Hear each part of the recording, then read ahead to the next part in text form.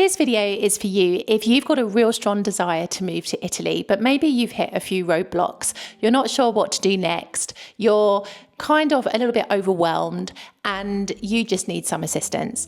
This video is hopefully going to help you to get a bit clearer on your move, first and foremost, but also give you some tools and resources that can help you to navigate those roadblocks and give you the answers that you need. Now, if you're a bit earlier on in your journey, and maybe this is just a bit of a dream at the moment, you've not really put much thought into the process, where in Italy you'd like to move to, what your life would look like, etc., then this is not the video for you to start with. I want you to start with this video up here, where I will teach you some strategy that you can apply to your move to Italy that is going to help you to do some kind of groundwork before you really begin the process. And they are the same techniques that I applied to my very move, and I've been living here in South Italy for 7 years. So go watch that video first if you are very early on in your desire to move to Italy, and then come back and watch this. But for the rest of you who are kind of going through the motions, maybe you're a bit stuck, you're not sure what to do next, you might even be second guessing your decision, then stick around, because in this video I'm going to share with you some techniques that I think can help you, some resources that can give you the information that you need, and of course we're going to be utilizing the internet to help us in this process. So let's begin with the first thing that I would do if I wanted to move to Italy today and I was feeling a little bit stuck.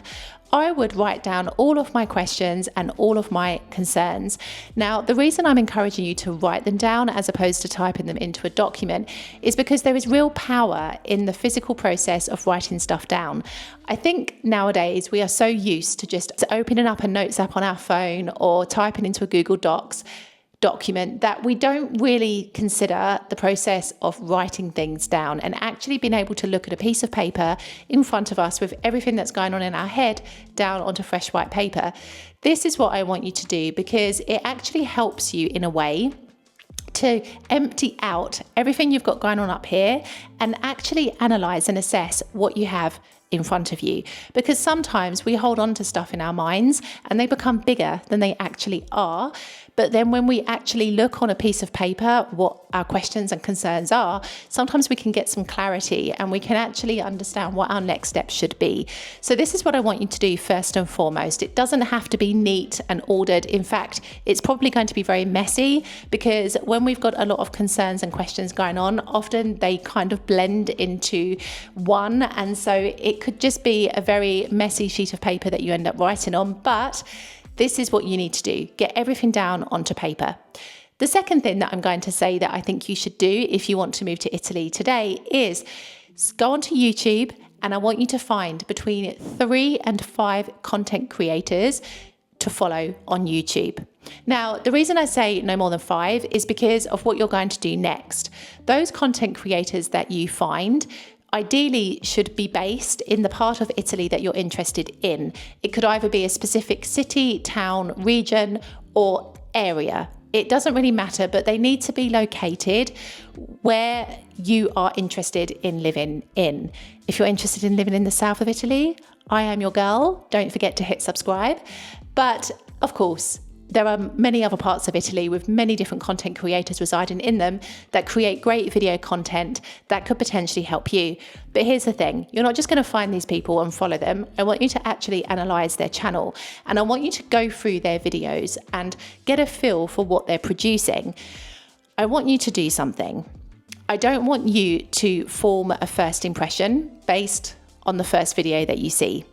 I want you to go through their content and understand if they are really giving you a balanced perspective of life here in Italy. And this is going to take some time depending on how many videos that particular content creator has produced. But the reason why this is so important is because you need to really understand what a particular part of Italy is like. And you need to really understand what life is like living here in Italy from people who are actually doing it and have gone through the steps and the motions that you are about to embark on. And so this is why you need to make sure that you are following the right people who are going to give you the right information and support on your journey. Now, the reason why I say take your time with this and don't rush to form judgments about a channel is because sometimes you don't realize it. You might see one video and the content creator might be saying something that's not particularly positive about life in Italy, and then you might be willing to write off the rest of the channel as being quite negative. Trust me, I know this because this is something that I have experienced.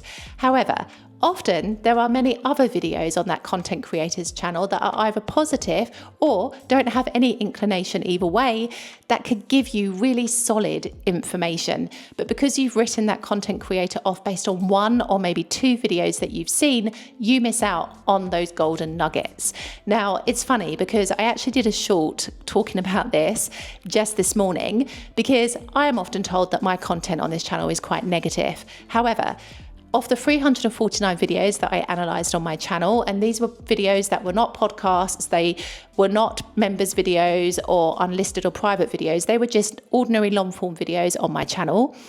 I did a calculation and realised that overwhelmingly my videos were positive or neutral, and I only had 81 videos on my channel that were actually negative.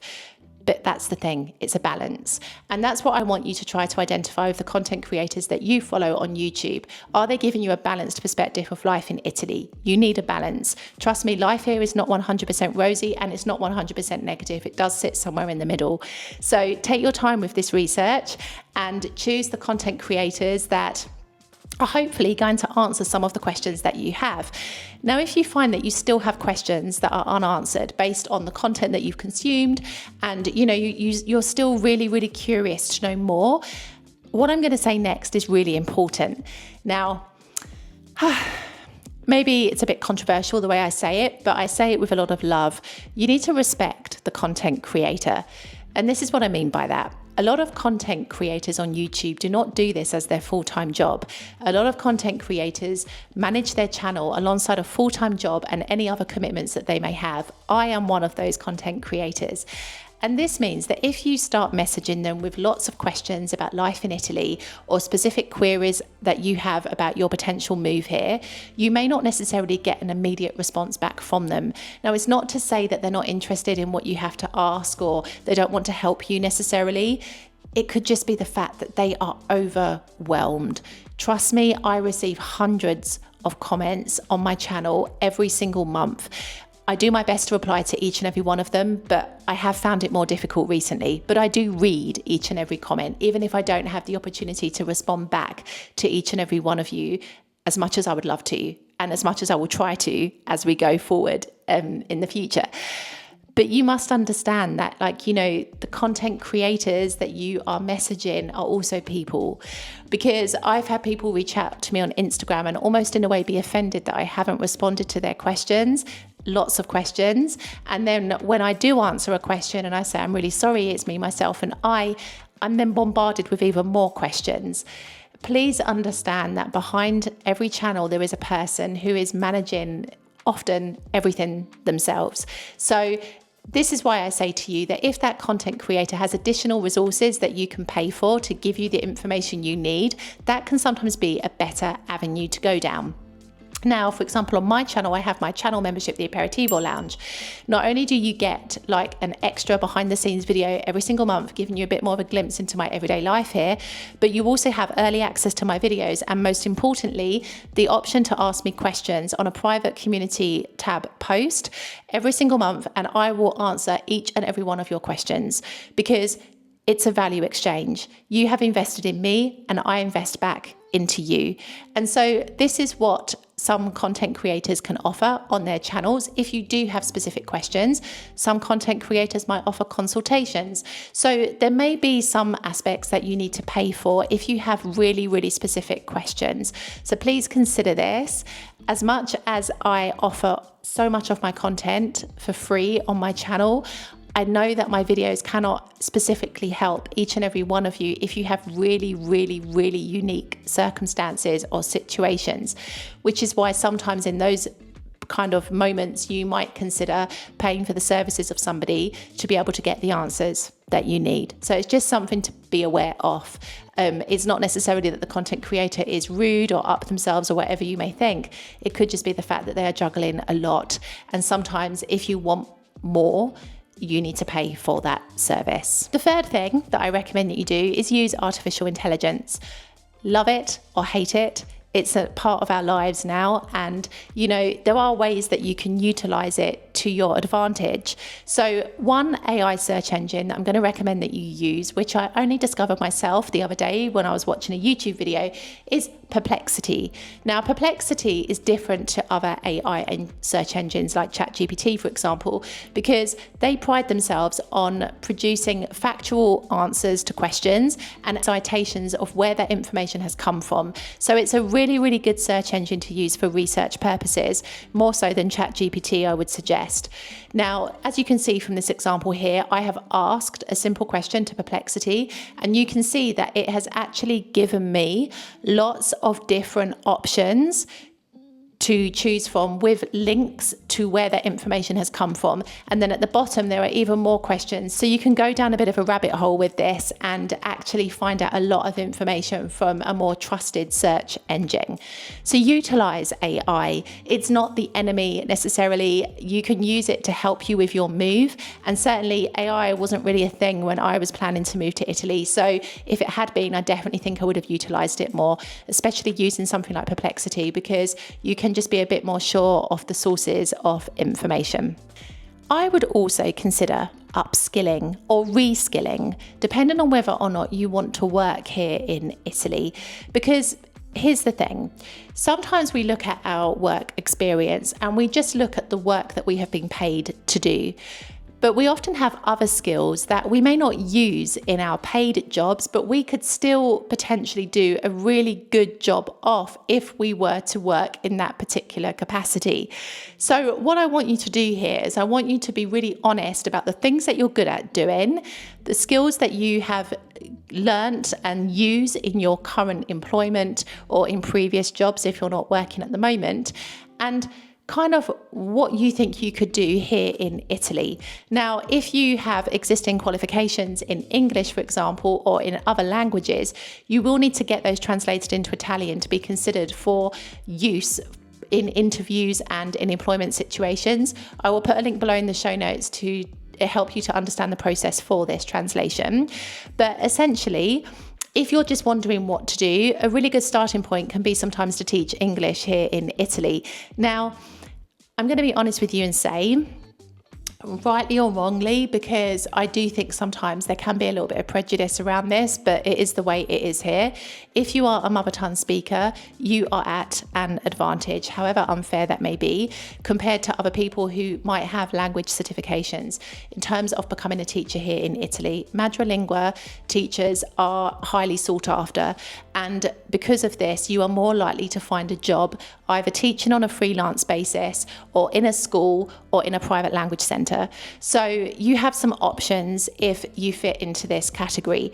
However, not everyone can be a teacher. And sometimes if you've come from a profession where you've not really kind of honed any of the skills that you might need in teaching, like communication, empathy, the ability to explain things to people, like there are lots and lots of skills needed to be a teacher here in Italy and teach English, then you might consider taking a qualification. CELTA is a really, really popular option for many teachers here in Italy who want to refine their ability and their skills. However, I will say to you that this is not a given for obtaining a job here. It's more for yourself if you want to feel more confident in your own ability. I would say experience is something that is highly sought after. I don't have a CELTA qualification at all, but I do have a lot of experience. I started teaching here in 2018 and I haven't stopped since. And honestly, it is that experience that has helped me to gain job after job after job. And I'm now working in my third school here and I've never had a problem securing a job teaching. And I credit it to the experience that I've gained here. But you may not be able to walk straight into a teacher's position, so consider a teaching assistant. This can be a great opener into this particular career because you end up shadowing a teacher, but at the same time, you are also improving your skills, learning what you need to do, and gaining that valuable experience that can then go on to help you in the future, whether you are promoted in your current school or you decide to move to a different school. So this is something to consider. Don't necessarily think you have to go straight into the role of a teacher. Maybe consider a teaching assistant first to give you that much needed experience. And then after that, you can consider switching up and becoming a teacher if it's something that you really enjoy. But do consider your skills. Consider upskilling, refining skills that you think can help you in whatever job you might be interested in here in Italy, and reskilling if necessary, if you think it's going to be something that's going to benefit you. Of course, consider you need to have a good grasp of the Italian language if you are really looking at any other career choice here in Italy. You can get by with not speaking a lot of Italian as an English teacher, because many schools prefer their teachers not to speak in Italian to their students so that they can actually use English more.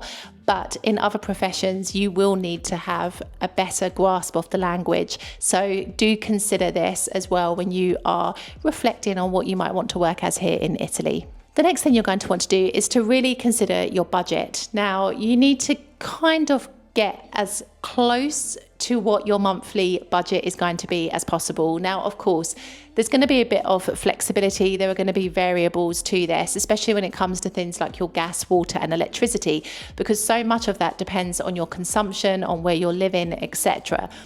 But you can get a rough idea of what your monthly outgoings are likely to be living here in Italy. Now, there are a few things that are almost a given wherever you are in this country. The first is Tari. Tari is otherwise known as the rubbish tax. It's one of the most important taxes here in Italy, and everyone has to pay it. Now, you can pay this usually in installments, 4 to 5 installments, or a one-off payment, but this is something that you need to factor in.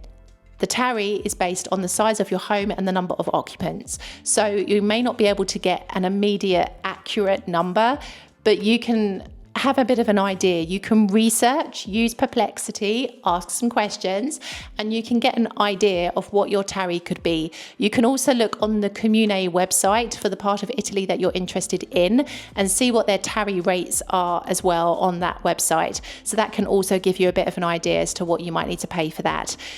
Other than that, of course, you're going to have either your mortgage payments, your rental payments, or if you're lucky enough and you buy your house outright, you've got to factor in any legal costs and other things associated with that. Now, if you are renting here, then you may also have to pay condominium costs. This depends on whether or not you are living in a building with other apartments and have to pay towards the cleaning and maintenance. Now, to get an idea of how much that could be, if this is what is applicable for you, then you can go onto any of the property websites. Idealista is my personal favorite, and you can look at rental properties in the area that you're interested in, and you can get an idea from the descriptions as to how much condominium fees can be, as well as how much rent is in that particular area, because it really does vary in different parts of Italy. So this is a good exercise for you to do, to have an idea of kind of rental costs, if that is what you're going to be doing here in Italy. Now, when it comes to like your water, your gas, your electricity, as I've said before, those are really, really going to depend on where you're living, the usage, and kind of the rate that you're on as well, whether it's fixed rate or variable. It really, really depends. But now we have a free market here in Italy for electricity. You can start to research the different electricity companies that there are and start to get an idea of the rates that there are available and how much that can be. So this is something interesting to start to research and look into, so that you have an idea of what the costs could be, because it really, really does depend. You've also got to factor in any kind of travel costs that you might be doing. If you're going to be using public transport, how much is that going to cost? You can find that information out online. If you're going to have a car here, what are the running costs for the car? Do you have to pay any tax towards the car?